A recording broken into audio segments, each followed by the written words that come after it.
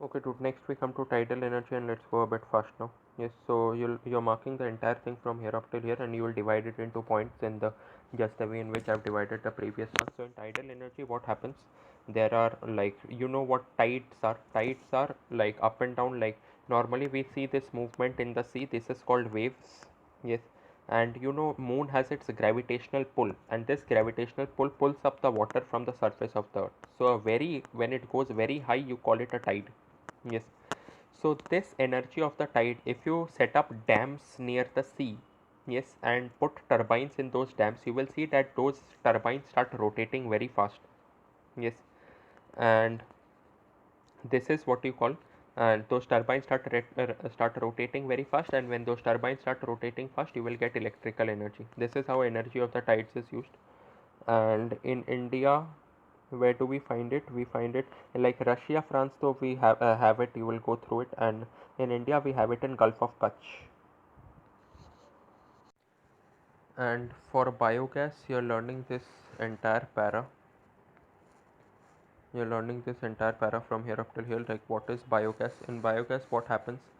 Again, this thing like this is a non-conventional means which we normally like we don't observe. Everyone knows that petrol can give you energy. Everyone knows that coal can give you energy, but no one knows about tidal energy like geothermal energy, biogas, all of this. Windmills though, chalo, wind energy everyone knows. Tidal energy everyone knows because they see those big, because we see those big windmills, we see those big dams.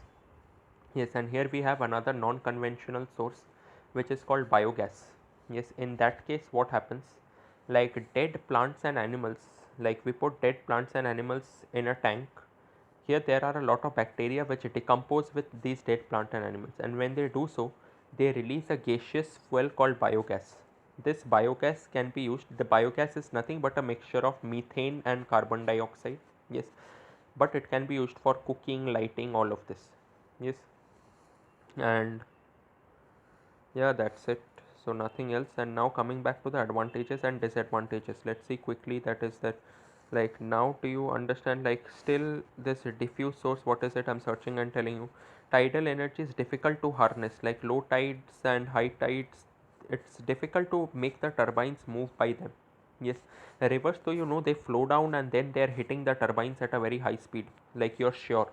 But tide, you have no control that whether they will hit the turbines and make the turbine move or not. Yes, so difficult to harness and destroys wildlife habitat. That place is not, seas are not for building dams, they are for like those organisms which are staying over here.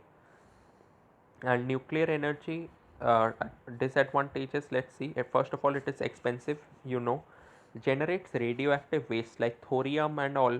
That when you like when it goes through the process of nuclear fission, they have radioactive waste. This radioactive waste, if we don't dispose it off properly, anything can happen. And biogas, it causes greenhouse effect, means it makes the earth heat up more. Yes. And geothermal energy is and located far away from cities, so costly to transport the electricity. Acha, I said at that time geothermal, that geothermal can't be used to generate electricity. Yes, but here it is said that it can be used to generate electricity, but hot springs, you don't, like geothermal energy is the energy which you get in hot springs. Hot springs, you won't find it in the middle of the city, you will find it far away. So this, now after producing the electricity, you need to transport the electricity, and to transport the electricity you need to build, like, think about the amount of wires which you will need to transport the electricity from this place to the city. So that cost will be huge. Yes. So with this we come to the end of the chapter. And diffuse source, I'll send you a voice message on WhatsApp. What's the meaning of this? Yeah.